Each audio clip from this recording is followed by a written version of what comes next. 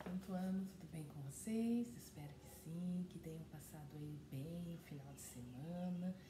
Vamos então iniciar aí mais uma semana de estudos, né, com as nossas atividades e a última semana aí que antecede as avaliações bimestrais, né?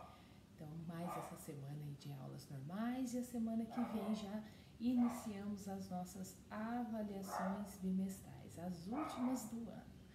Bora lá para as nossas aulas. Peguem então a apostila de ciências e vamos trabalhar também. Turminha, abram na página 158. Hoje nós veremos, dando continuidade aí aos estudos do corpo humano, hoje veremos o sistema nervoso e o sistema reprodutor, masculino e feminino, ok? Vamos lá. Acompanhando, turminha. O sistema nervoso é responsável por garantir o bom funcionamento de todos os órgãos do corpo humano. A ele são sujeitas tanto as atitudes que não dependem da nossa vontade, como respirar, quanto aquelas que dependem, como tocar um instrumento. Ele é formado pelo encéfalo, a medula espinhal e os nervos. Todos os componentes do sistema nervoso apresentam um tipo específico de célula, os neurônios. Então, turminha, o sistema nervoso, né, ele é responsável por garantir todo o funcionamento do nosso corpo, até mesmo o funcionamento dos outros sistemas ele influencia, ok? E o que acontece? Ele comanda tudo que acontece, tudo que ocorre no nosso corpo, até mesmo as coisas que ocorrem sem a nossa vontade, por exemplo, respirar. É automático respirar, não é, turminha? É tudo automático, né? Nós só pensamos assim, agora eu vou prender a respiração. Aí a gente consegue prender ali por alguns segundos ou até minuto. Porém, logo já respiramos e continuamos ali a respirar independente da nossa vontade. Assim como ele comanda também, né, as coisas que são dependentes da nossa vontade. Por exemplo, se eu penso assim, eu vou pegar essa caneta, então foi dependente da minha vontade. Eu pensei, eu vou pegar essa caneta, estiquei o meu braço e peguei a caneta. Então, o sistema nervoso, ele comanda tudo no nosso corpo, desde as coisas que não dependem de nossa vontade, quanto as que dependem. Além disso, ele trabalha também ali para o bom funcionamento dos demais sistemas, tá? E ele é formado pelo encéfalo, que é essa imagem aqui, ó, do encéfalo, ok? A medula espinhal e os nervos, tá? Então, como vocês veem aqui, temos aí a representação. O sistema nervoso, né? Temos aqui o encéfalo, a medula espinhal, notem que ela é ligada ao encéfalo, tá? E os nervos que são distribuídos aí por todo o nosso corpo. Encéfalo. O encéfalo é o nome que se dá a um conjunto formado pelo cérebro, cerebelo e o tronco encefálico, ok? Então, aqui nós temos a imagem do encéfalo, tá? Lembrando que, voltando aqui um pouquinho, essa aqui é a célula que tem no nosso sistema nervoso, ela é chamada de neurônio. Então, ela é nesse formato e olha aqui como elas são ligadas um a um. Vendo? Aqui são várias células e elas têm essa ligação, né, justamente para juntas, em conjunto, trabalhar e fazerem o bom funcionamento do nosso cérebro, do nosso sistema nervoso, ok? Então, o encéfalo é formado pelo cérebro, o tronco encefálico e o cerebelo. E a medula espinhal? Página 159. O que é a medula espinhal? Ela fica alojada na coluna vertebral e tem um aspecto de um feixe de fios e é responsável por transmitir as informações e fazer a comunicação entre o encéfalo e as outras partes do corpo. Então, em nós seres humanos, que somos seres vivos vertebrados, justamente porque temos as vértebras, né? Então, temos a coluna vertebral, que é responsável por transmitir todas as informações e comunicação entre o encéfalo e as outras partes do corpo. Se vocês tocarem aqui na parte de trás das costas de vocês, bem aqui no meio, vocês vão sentir um osso, né? Então aqui temos as vértebras e a coluna vertebral, ela fica aqui dentro, protegida de impactos, né? Protegida ali, porque é um órgão muito importante para o nosso corpo, né? Então ela tem que estar ali num lugar estratégico e bem protegido, ok?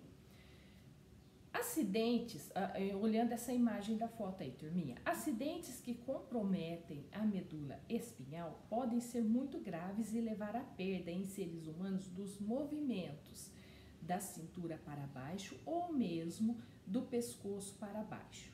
Então, por que isso ocorre? Porque é ela que faz a comunicação, né, do encéfalo, né, e as outras partes do corpo. Então, se houver um acidente que comprometa essa região, né, obviamente vai interferir ali no movimento, seja da cintura para baixo ou pode ser do pescoço para baixo, tá? Imaginem assim, turminha, a rede de fio elétrico aí da casa de vocês. Imaginaram? Tá? É tudo ligado pelos fios elétricos. Tá?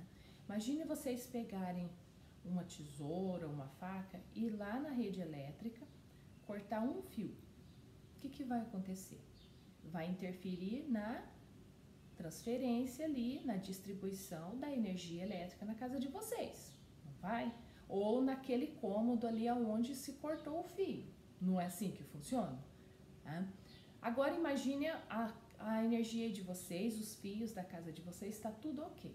Mas acontece de passar um caminhão na rua, bem alto, assim, enrosca num fio lá do poste lá na rua e rebenta esse fio. O que vai acontecer? Vai interromper o quê?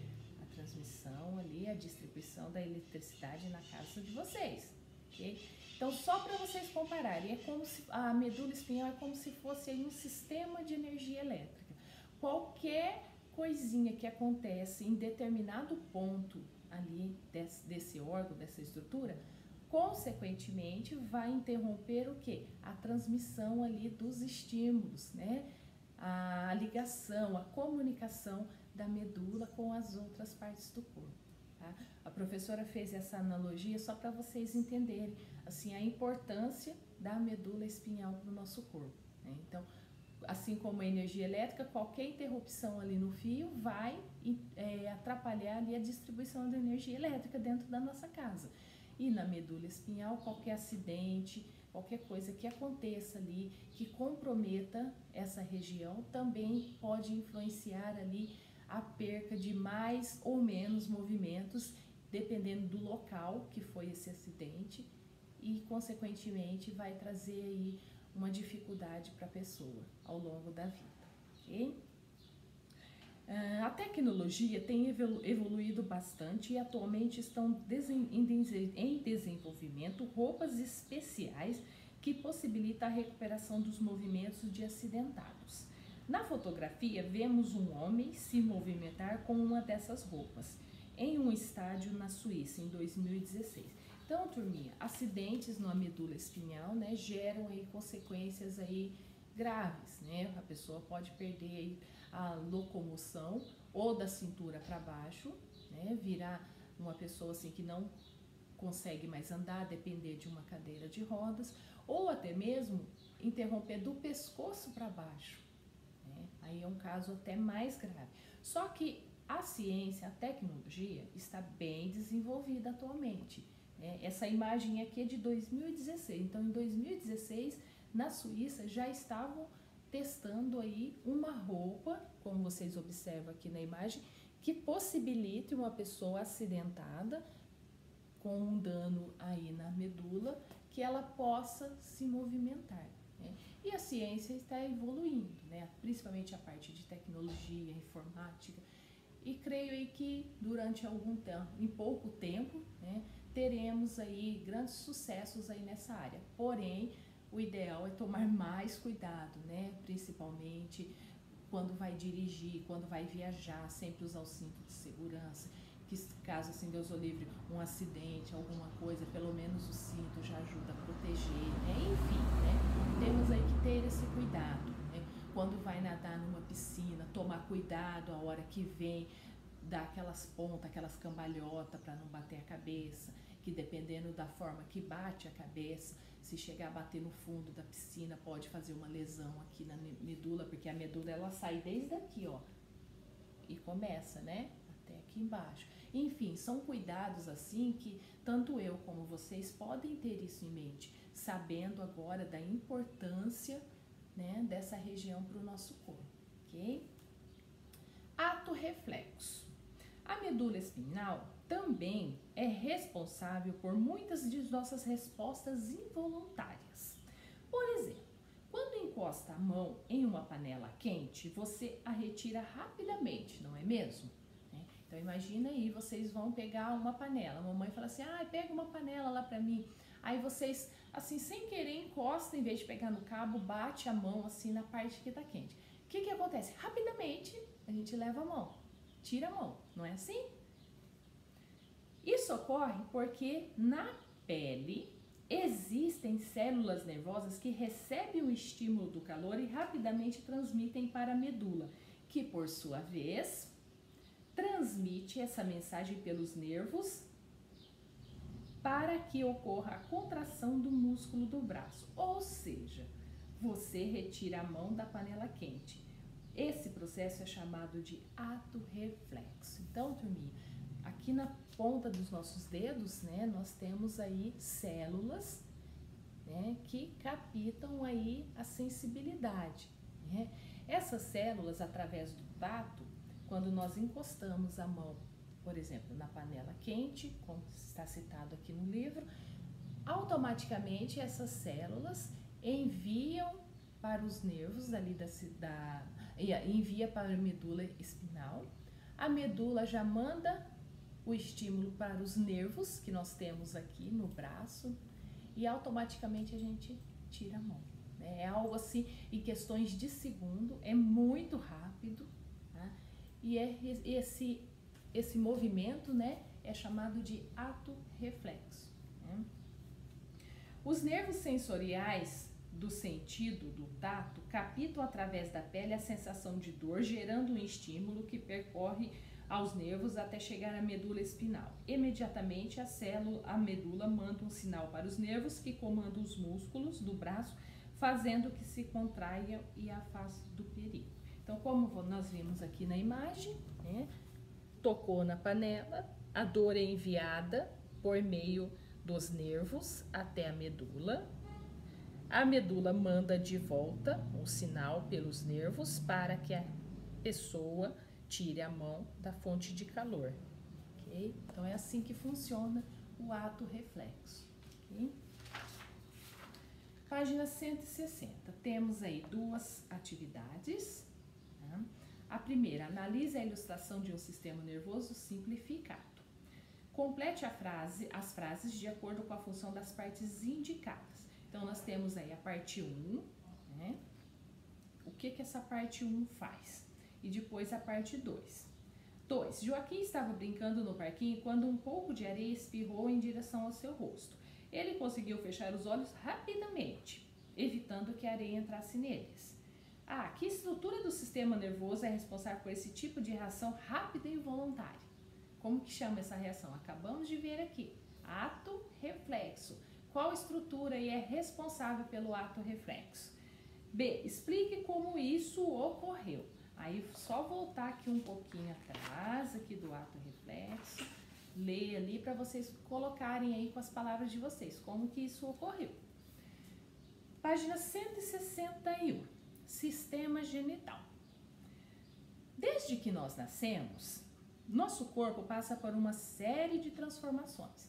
Isso aí é observado, né? Se vocês pegarem uma foto aí de vocês, bebê, depois uma foto com 6 meses, uma foto com 1 ano, 2, e eu comparem uma a outra, teve bastante mudança, né? Bastante transformação. Agora, se vocês pegarem uma foto de vocês com 2 anos e uma com 5, 6, continuaram as transformações. E uma foto de vocês, crianças, né? Com 5, 6, 8 anos e uma agora atual. E aí, teve muita transformação, não teve? Vocês cresceram, né? Não são mais aquelas criancinhas pequenininhas, né? O corpo já está mais desenvolvido, enfim. Desde que nós nascemos, o nosso corpo ele vai passar ali por transformações, ok? Isso daí é com todos nós seres humanos, com todos os seres vivos, isso acontece. Em determinada fase da vida, ele começa a produzir células destinadas à reprodução, isto é, a formação de novos seres humanos. Então, os seres humanos, nós seres humanos e outros seres vivos, né, cujo meio de reprodução é a sexuada, né, a partir de um determinado momento, uma determinada fase da vida, o nosso corpo e desses outros seres vivos, eles já se especializam em produzir umas células que são específicas para a reprodução, ou seja, para gerar um novo ser, ok? E como que isso acontece, turminha? Para que essas células sejam produzidas, é necessário um sistema aqui no nosso corpo específico para isso. Esse sistema é chamado de sistema genital, ok? E esse sistema é diferente em nós mulheres e é diferente nos homens, né? Cada um de nós mulheres temos o sistema genital igual e os homens, todos os homens têm o sistema genital igual, ok? Porém, o sistema genital da mulher e o sistema genital do homem é diferente, nós vamos ver isso agora. O conjunto de órgãos responsáveis pela reprodução humana forma o sistema genital. O sistema genital feminino é diferente do masculino. Por isso, o corpo dos homens apresenta diferenças em relação ao corpo das mulheres, né? Só de nós imaginarmos, um adulto, uma mulher e um homem, só assim esteticamente, a forma física do corpo já tem bastante diferença, não tem? A mulher é mais fina assim na cintura, o homem já é mais reto, né? Aqui nós mulheres, nós somos bem mais menores, o homem geralmente tem as costas largas, os ombros largos, né? Sem contar aí a questão dos músculos, né?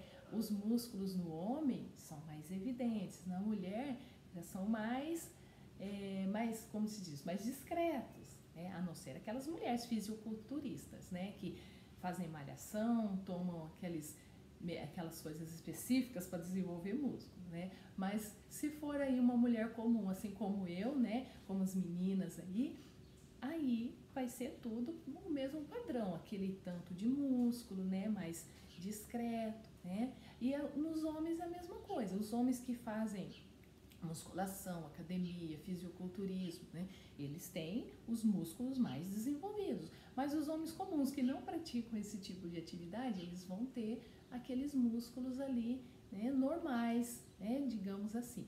Porém, nota-se essa diferença entre o corpo da mulher, o formato, a estrutura física, muscular, tem bastante diferença, tanto quanto a do homem, né? Além disso, o sistema genital também é diferente, né? Sistema genital masculino. Então, turminha, acompanhando aí na apostila de vocês, os principais órgãos do sistema genital masculino são o pênis, os testículos, né, mostrados na imagem a seguir. As células reprodutivas masculinas são chamadas de espermatozoides. Então, aí na apostila de vocês, nós temos a representação de um sistema genital masculino. E as células reprodutivas, ou seja, as células que são responsáveis pela reprodução no homem, são chamadas de espermatozoides, ok? Observando a imagem aí, turminha, nós temos aí o primeiro quadrinho verdinho, claro aí, vesículas seminais, né? Então, é uma estrutura, é uma parte do sistema genital masculino, tá? E ela tem uma função específica. Olha aí para vocês verem, elas produzem uma substância nutritiva para os espermatozoides, ok? Então, os espermatozoides, eles precisam ali de algo, né, de nutrição, de alimento ali para eles, ok? E essa é a função ali da vesícula seminal, ela produz a substância nutritiva para que os espermatozoides possam sobreviver, Né? Depois, turminha, nós temos a próstata, esse roxinho aí, o lilazinho, glândula que produz uma substância viscosa que ajuda a prolongar a vida dos espermatozoides. Então, a próstata, ela produz essa outra substância que é importante ali para a manutenção da vida dos espermatozoides, ok? Depois, nós temos o escroto, é uma espécie de bolsa onde ficam alojados os testículos. Temos aí os testículos que produzem os espermatozoides, que são as células reprodutoras masculinas. Tá? Então, os testículos produzem, certo?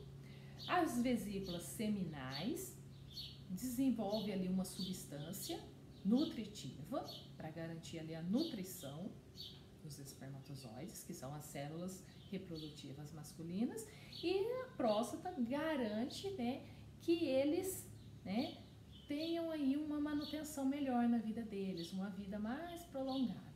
Tá? Então, todos esses órgãos trabalham em conjunto com o intuito de produzir e proteger as células ali masculinas, as células reprodutivas masculinas.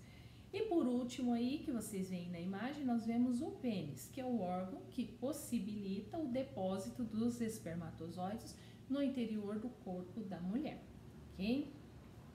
E o sistema genital feminino?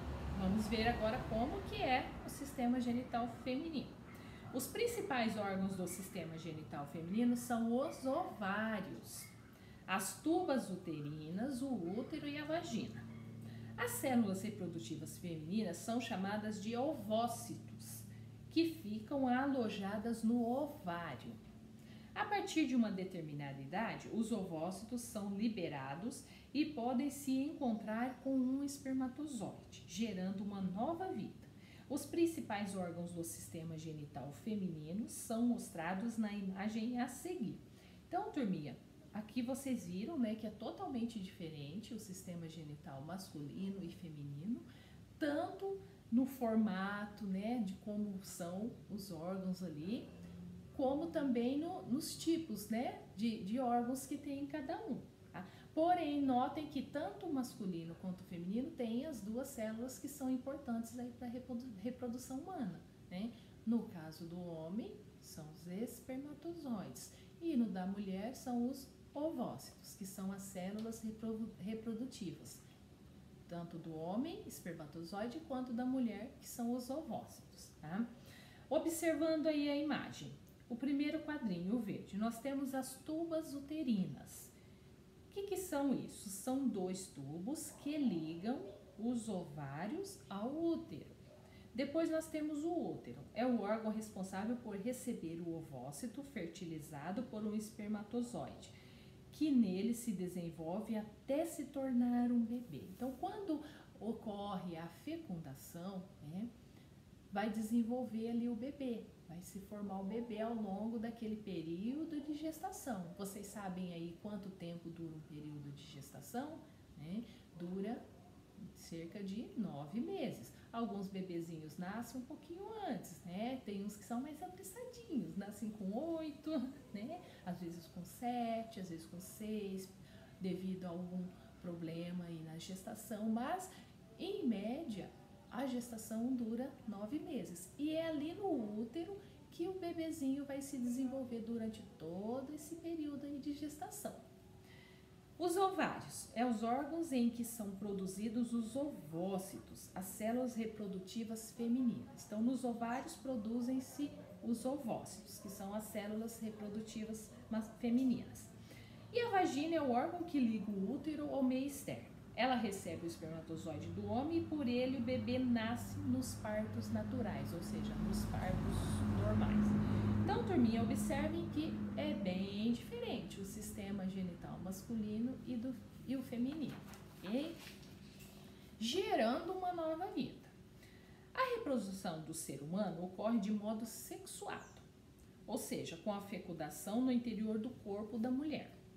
A cada 28 dias, aproximadamente, a mulher tem um período chamado de fértil, em que um ovócito sai dos ovários e se dirige ao útero, passando pelas tubas uterinas. Se um espermatozoide for depositado no corpo da mulher nesse período e penetrar no ovócito, poderá ocorrer a fecundação.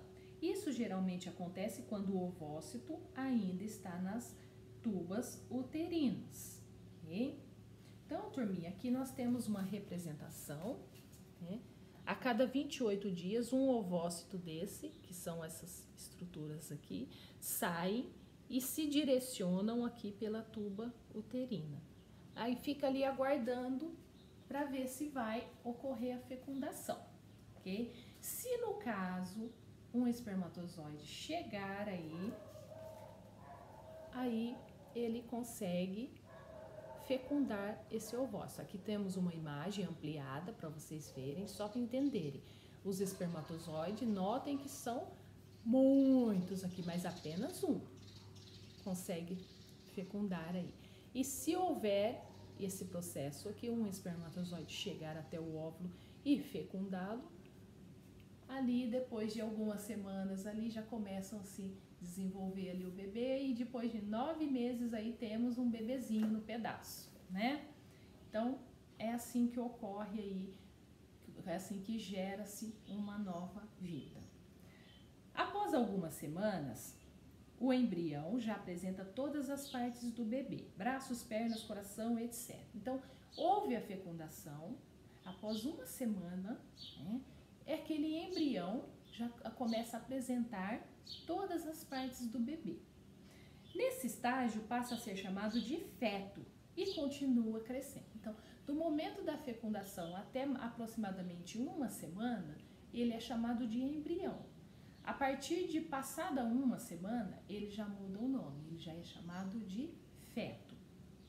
E vai continuar, é claro, todo esse desenvolvimento, todo esse crescimento, né?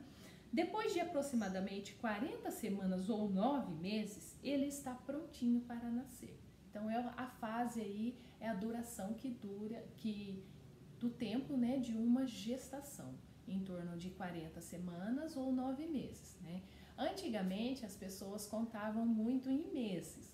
Hoje, se a mulher engravidar e for fazer um pré-natal, os médicos usam muito as semanas, né?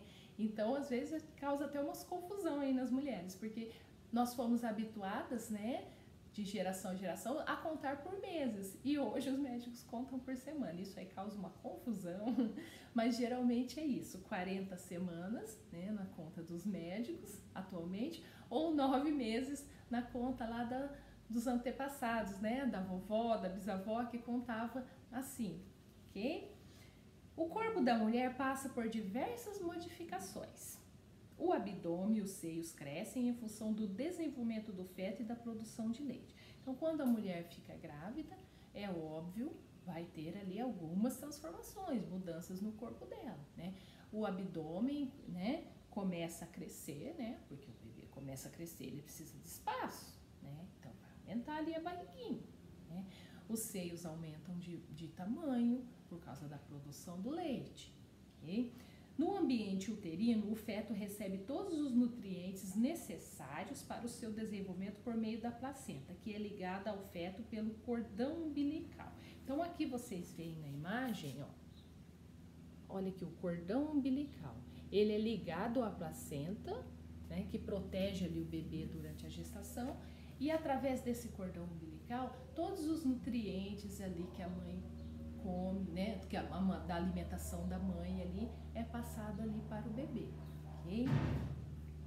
Após o nascimento, o leite materno passa a ser o alimento ideal para o desenvolvimento do recém-nascido. Então, a partir do momento que até antes de nascer, o bebê está se alimentando ali através do cordão umbilical, né? Porém, após o nascimento, esse cordão umbilical ele é rompido e o bebê, né, passa-se a ser alimentado pelo leite materno, que é o principal e o mais rico nutriente e o mais rico alimento para o bebê ali nos primeiros meses de vida, né? Recomenda-se, né, segundo a área médica, que o bebê seja amamentado no mínimo até 1 ano de idade, né? mas isso depende muito de circunstâncias. Tem mulheres que não conseguem amamentar por uma falta de leite ou produção de pouco leite, enfim. São N casos, né? Mas a recomendação médica é que seja alimentado o bebê ali com leite materno no mínimo até 1 ano. Porém, salvo as exceções, né? E o leite materno, por quê, turminha? Porque o leite materno, ele é completo, ele tem tudo que o bebê precisa. Menstruação.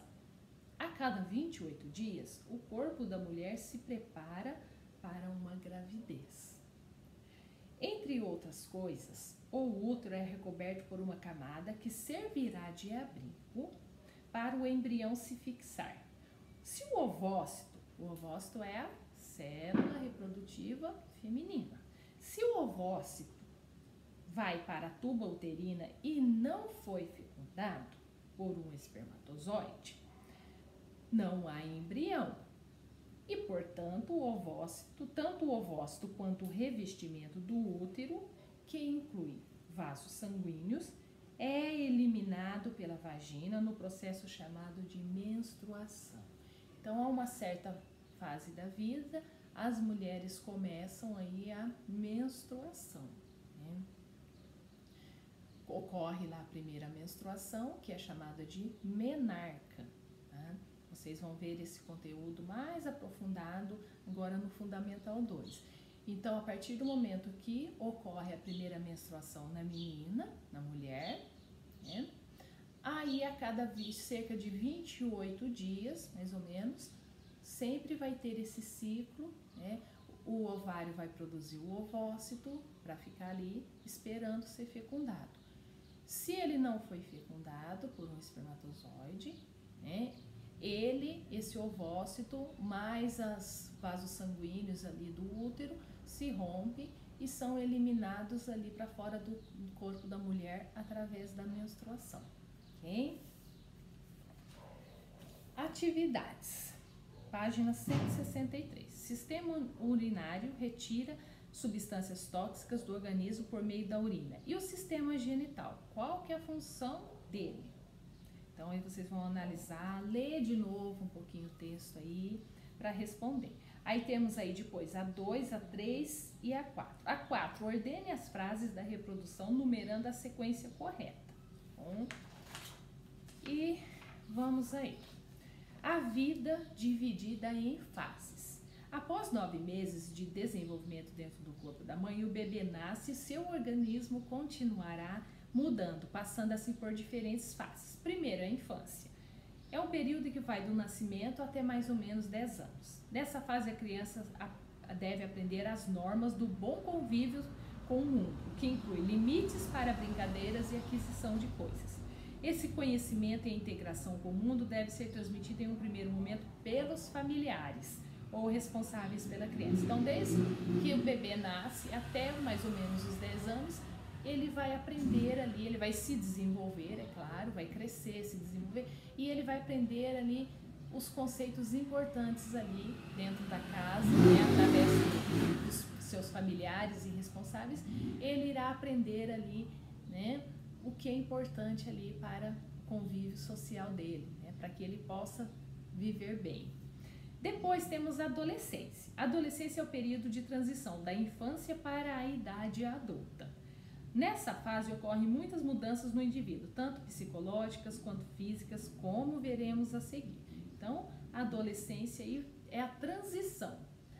Ele está saindo da infância e está entrando na idade adulta.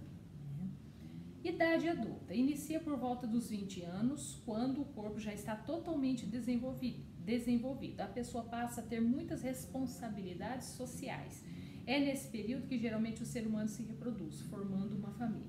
Então, a partir dos 20 anos, né, aí muda, o corpo ali já está desenvolvido, mas aí começam outras mudanças, né? Mudanças profissionais, começa a pensar numa profissão, uma faculdade, né? Alguns já constituem família, já casam, já constituem família, outros não, eu quero estudar, quero fazer minha faculdade. Enfim, as responsabilidades aumentam e muito. E a velhice? Período que se inicia por volta dos 65 anos e permanece pelo resto da vida do indivíduo. o organismo fica mais debilitado, mas uma ótima rotina de práticas saudáveis traz melhor qualidade de vida para as pessoas. Então, turminha, a nossa vida é dividida aí nessas fases. Tá? Adolescência, uma etapa de mudanças. A fase de transição entre a infância e a adolescência é uma etapa caracterizada pelo amadurecimento dos órgãos sexuais, com a produção das células reprodutoras. Esse período é chamado de puberdade. O início da puberdade não é exatamente o mesmo de uma pessoa para outra, mas em geral ele começa entre 11 e 14 anos. Então, em geral, ele começa a partir dos 11 anos, entre 11 a 14 anos, começa-se aí o início da puberdade. Tá? Lembrando que não é uma regra, tá? Há exceções, alguns começam um pouco mais tarde, outros começam um pouquinho mais cedo. Tá? O corpo dos adolescentes passa por intensas transformações, como aumento da altura e crescimento de pelos nas axilas e na região dos órgãos sexuais.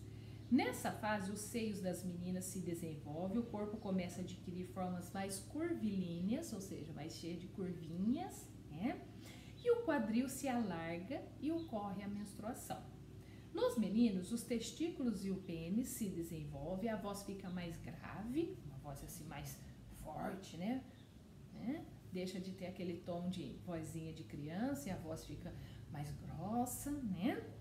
E começam a aparecer os pelos faciais, que posteriormente constituirão o quê? O bigode ou a barba.